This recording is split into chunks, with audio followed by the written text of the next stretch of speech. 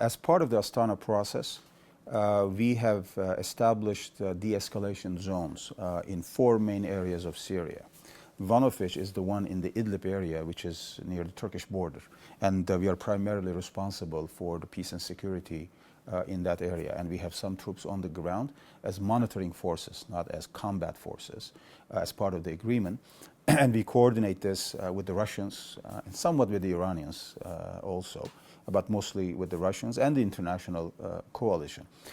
Now, we try to secure peace and security there, and try to get humanitarian aid into those areas, especially in the Idlib area, because you have now close to 2 million people living in the larger Idlib area, which is obviously a very condensed area. Idlib used to have less than 1 million people living in it. Now, because of the situation in Aleppo, in other places, a lot of people moved there.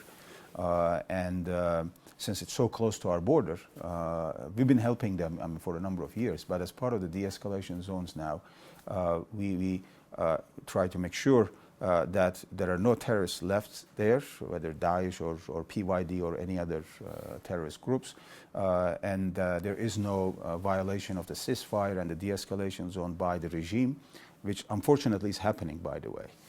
And we call upon the regime to respect the agreement that we have had at Astana to protect these de-escalation zones.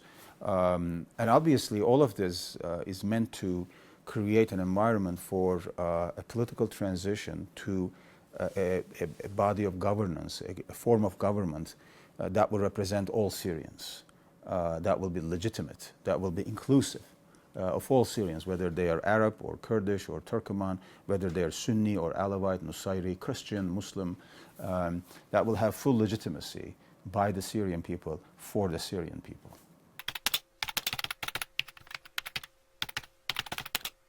At the end of this month, there will be a Syrian National kind of Council meeting or summit where all legitimate representatives of the Syrian people will be invited. PYD will not be invited because they are part of this terrorist network. And there are many other Kurdish or Turkoman and Arab, Sunni, as well as Christian, Alawite groups with different political views, obviously, from right to left. And they will all be invited to this meeting where they will work on the modality of this political transition, how that's going to work out, how the election timetable will be decided, how the new constitution will be written, and how the elections will be held. Obviously, it's a kind of a multi-layered process, not an easy one, but we will continue to work on it to make sure that violence doesn't erupt again, the regime doesn't violate the agreements that we have, the ceasefire, the de-escalation zones, the Astana process, the Geneva process, and we send in humanitarian aid. As we are now almost in the middle of the winter, Syrian people are still suffering. I think we forget that these are human beings. It's, one headline kind of going over another, and we simply forget that the Syrian people who've been suffering from this brutal war for the last 6 years continue to suffer now in freezing conditions in different parts of Syria, and we want to help them as much as we can. And obviously, it's not just our obligation. I think it's the moral duty of the international community to help the Syrian people, whether they're in Syria or in Turkey or Lebanon or Jordan or other places, wherever they may be. You're talking about 6-7 million refugees from a country of 22 million.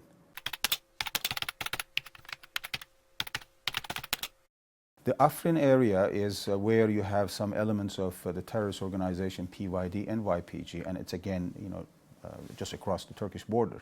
So we watch the situation there very carefully.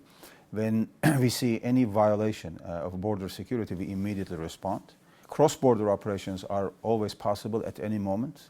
We decide on the time and the modality of that. If we see a threat, coming from whether it's PYD or Daesh or any other element, it is within our rights to respond because we cannot let a terrorist organization, PKK Syria branch, terrorize our borders and people at the border, as well as the Syrian Kurds. I think one of the self-fulfilling myths that have been created in recent years about PYD, YPG, it was created and promoted by the Americans that the PYD is the only effective force against Daesh. That's not true at all. There have been many other groups, Free Syrian Army, Turkoman, and other Syrian opposition groups that have fought very effectively against Daesh, whether it's in Manbij or in Idlib area, in Aleppo, or in other parts of Syria. But the support that was given by the Americans to PYD-YPG made them what they are. Yes, they have this support from the Americans, and if the Americans had given this support to another group, another Syrian group, the Arabs or Turkoman or others, they will have been the most effective force against Daesh. We consider PYD-YPG as extension of PKK, as a terrorist organization, and they do not represent the Syrian Kurds, just like the PKK doesn't represent the Kurds living in Turkey.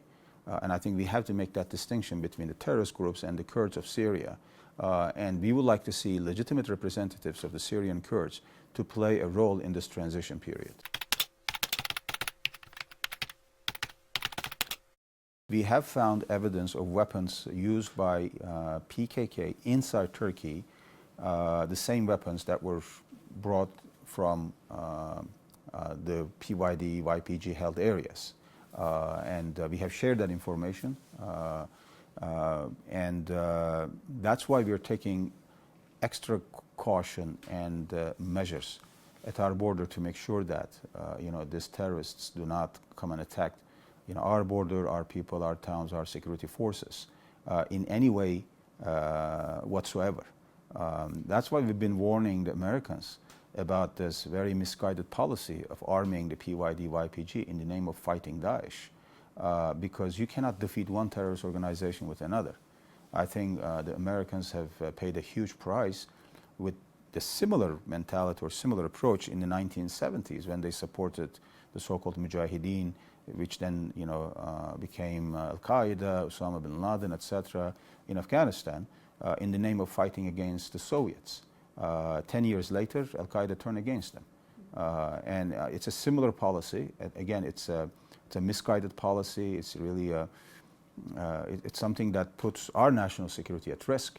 And that's why we have to take action unilaterally from time to time to make sure that we protect our borders.